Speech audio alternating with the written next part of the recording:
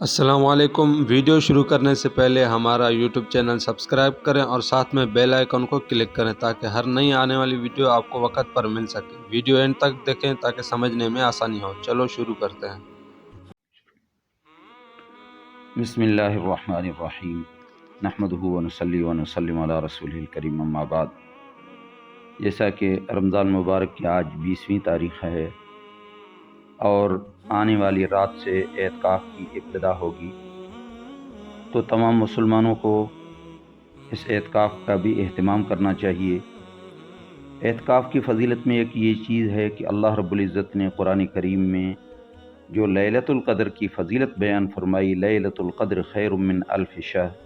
وہ معتکف اور اعتکاف والے کو یقیناً یہ رات مل جاتی ہے۔ اور دوسری بات یہی ہے کہ یہ وہ سنت ہے میرے آقا صلی اللہ علیہ وسلم کا کہ آپ صلی اللہ علیہ وسلم نے ہمیشہ اعتکاف میں رمضان مبارک کے اخیر عشرہ کا اعتکاف کیا۔ یہ سنت والے اعتکاف کے لیے علماء کرام نے کچھ مسائل بھی بیان فرمائے۔ ان میں سے ایک مسئلہ یہی ہے کہ اعتکاف مسجد میں بیٹھنا چاہیے مرد حضرات کے لیے، اور عورتیں اپنے گھر کے اندر کسی جگہ کو مسجد کے لیے خاص کر کے جائے نماز بنا کر اس میں اعتکاف کے لیے بیٹھیں۔ اعتکاف کے لیے روزہ ضروری ہے۔ اگر کسی بھی صورت میں مجبوری میں بھی اگر روزہ ٹوٹ جائے یا کسی وجہ سے روزے سے انسان کا کوئی جیسے بیماری کی وجہ سے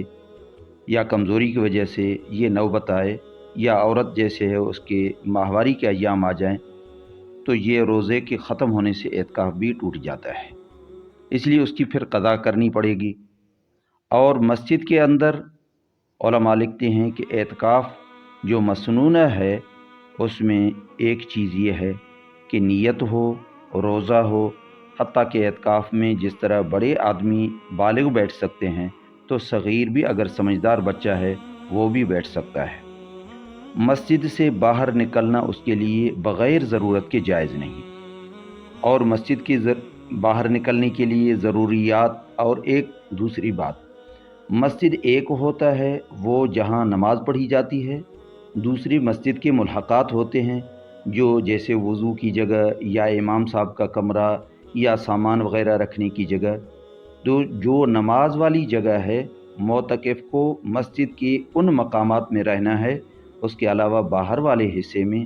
جہاں وضو خانہ ہے یا امام صاحب کا حجرہ ہے یا سامان وغیرہ کا کمرہ ہے یا خالی آگے میدان بازے ایسے جوتے وغیرہ رکھنے کی جگہ، وہاں معتکف کو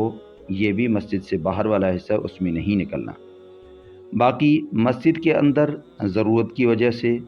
جیسے کوئی آدمی بات کرنے کے لیے آئے تو اس سے آدمی بات بھی کر سکتا ہے، ضرورت کے مطابق کسی سے کوئی چیز مانگ بھی سکتا ہے،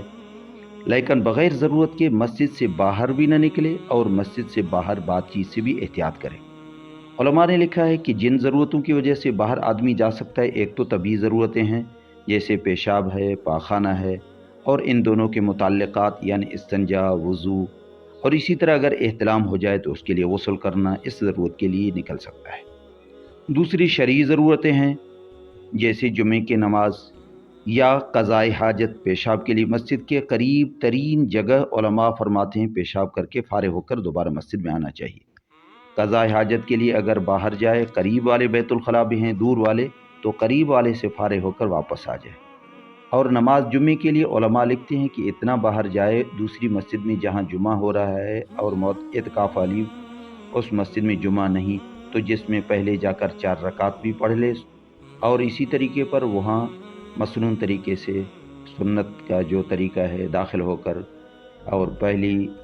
جو دوسری اذان ہے اس اذان اور خطبے کو سن سکے، اور اس کے بعد سنتیں بھی پڑھ لے۔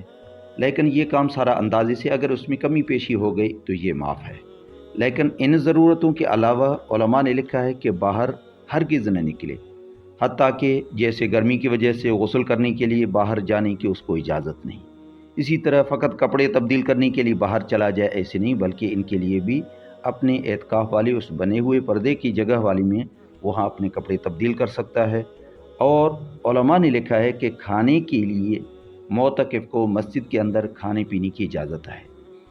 اگر کھانے کے لیے کوئی آدمی میسر ہے تو باہر کھانے کے لیے نہیں جا سکتا آدمی، لیکن اگر کوئی کھانے پینے کے لیے لانے والا بندہ نہیں، معتکف ضرورت کے لیے باہر جا سکتا ہے اور کھانا وہیں سے لا کر، لیکن کھانے کے لیے کوشش مسجد کے اندر رکھے، مسجد سے باہر کھانے کے لیے نہ جائے۔ اور دوسری بات یہی ہے کہ بعض اذان کے مقامات ایسے ہوتے ہیں مسجد سے باہر متصل، جیسے مینار وغیرہ پر، یا کوئی اسپیکر کا کمرہ ہے جو مسجد سے باہر ہے، تو اس کے لیے علماء نے لکھا ہے کہ اذان دینے کے لیے یہ آدمی جا سکتا ہے، اذان دے کر فوراً واپس آ جائے۔ اور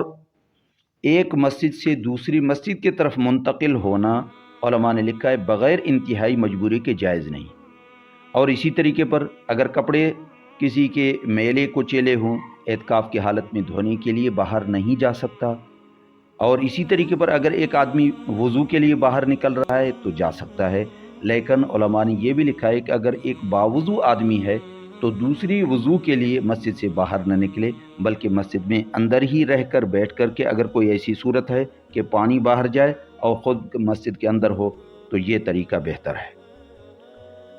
دعا ہے کہ اللہ پاک ہمیں اور آپ سب کو ان مسائل کے خیال کرتے ہوئے، اہتمام کرتے ہوئے اعتکاف کو صحیح طریقے سے اللہ پاک ہمیں بیٹھنے کی توفیق عطا فرمائے۔